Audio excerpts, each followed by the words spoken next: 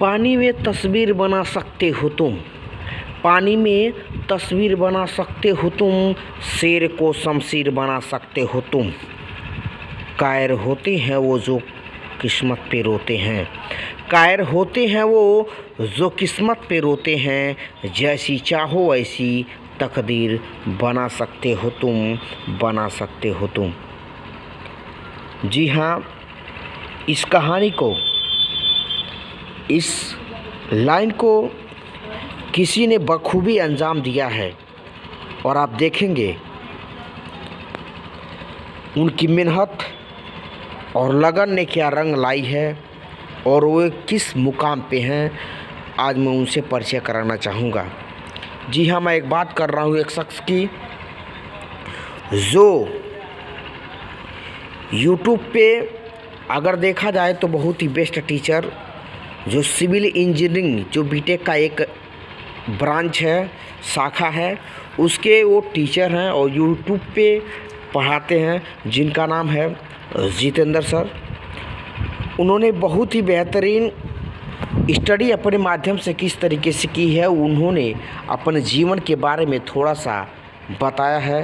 तो उनसे हम सभी को सीख लेने की ज़रूरत है और किस तरीके से उन्होंने अपने आप को इस्टेब्लिश किया है। तो आइए उनके खुद जुबानी सुनते हैं और अपने जीवन में सब कुछ हासिल करने की जोश, जज्बा और जज्बात के साथ उनके ही नक्शे कदम पे चलने की कोशिश करते हैं। तो आइए चलते हैं। अरे मुझे कॉलेज में कुछ नहीं आता था, सिविल में। किसी को अगर मोटिवेशन के तौर पे लेना हो तो मुझे ले सकते हो। मेरा बीटेक है 2010 का, Delhi engineering college, Delhi university से, ठीक है। 2010 में, जो आजकल डीटीयू जिस कॉलेज का हम बोलते हैं, इंडिया के टॉप 10 में रहता है हमेशा। तो मेरे टाइम पर ये all over India 7th rank college था और सिविल में 5th रैंक था। तो अब पता नहीं वहाँ के प्रोफेसर्स ऐसा पढ़ाते थे या मुझे समझ में नहीं आता था कुछ। मुझे इंजीनियरिंग कभी समझ में नहीं आई 4 साल। तो मेरे दोस्त कहते थे ईएएस की तैयारी कर ले। मैंने कहा भाई समझ में ही नहीं आता कुछ भी, तो तैयारी करके क्या करूँगा। तो मैं आईएएस की तैयारी के लिए लास्ट ईयर में मैंने यहाँ बाजीराव एंड रवि है दिल्ली में कोचिंग ज्वाइन की। तैयारी कर रहा था, बट वही एग्जाम की वजह से छोड़ना पड़ता था।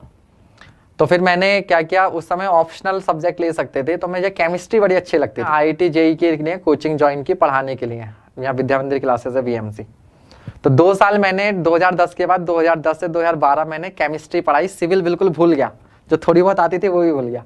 अब कुछ वजह से मुझे यहाँ से दिल्ली से अपना बोरिया बिस्तरा बांधकर अपने होम टाउन मुरादाबाद वापस जाना पड़ा।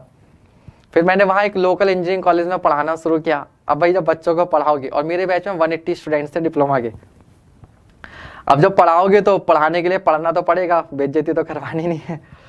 तो जो सिविल बिल्कुल समझ में नहीं आती थी, जिससे मैं दूर भागता था, मैंने पढ़ना शुरू किया।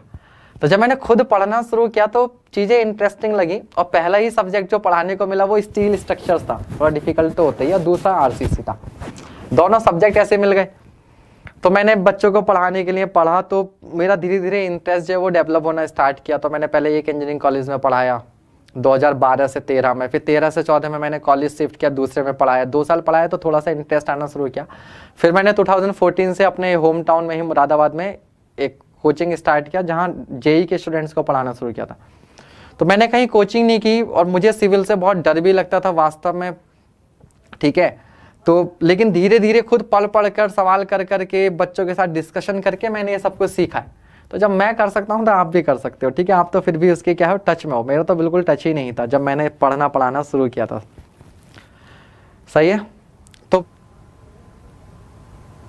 हाँ, मेरा यूपीपीएससी एक्चुअली मैंने बताया ना, ये 2013 में फॉर्म फिल किया था मैंने। बता दे रहा हूँ, बच्चा यूपीपीएससी यही का पूछा है तो 2013 में फॉर्म फिल किया था। लेकिन जैसा मैंने बताया कि उस समय मेरे को सिविल में बहुत ज़्यादा इंटरेस्ट था नहीं, क्योंकि 2012 में मैं लौटा था। तो मेरी तैयारी भी उतनी अच्छी थी नहीं, ना मैंने कभी उसको सीरियसली लिया, क्योंकि मेरा मेन एम नहीं था इस फील्ड में आना वापसी इंजीनियरिंग में। तो मैंने 2013 में फॉर्म भर दिया था, बट तैयारी कोई बहुत अच्छे से नहीं दी थी। लेकिन ये पेपर क्योंकि 2016 में हुआ, तो मेरा इसका रिटन जो है वो क्वालिफाई हो गया था। काफ़ी अच्छे नंबर्स भी थे, बट कहते हैं ना कि यूपी का है तो उसमें कुछ गड़बड़ हुई, मैं यहाँ पर नहीं बोल सकता। इंटरव्यू में नंबर कुछ ज़्यादा ही कम दिए हैं और मेरे 4 पेपर्स में से 2 ऑब्जेक्टिव और 2 कन्वेंशनल में से 3 पेपर्स में नंबर बहुत अच्छे नंबर्स हैं। जो एक थ्योरी वाला सेकंड पेपर होता है उसमें नंबर बहुत ज़्यादा कम कर दिए, पता नहीं कैसे, तो मेरा थोड़ा सा स्कोर कम रह गया। तो फाइनल तो नहीं हुआ बट हाँ इंटरव्यू तक मैं पहुंचा हूँ। ठीक है, अच्छा हेमंत जोशी जी आप भी इंटरव्यू तक पहुंचे हैं, ओके ठीक है। तो फिर आप समझ सकते हो कि क्या रहा था यूपीपीएससी में ना, इसलिए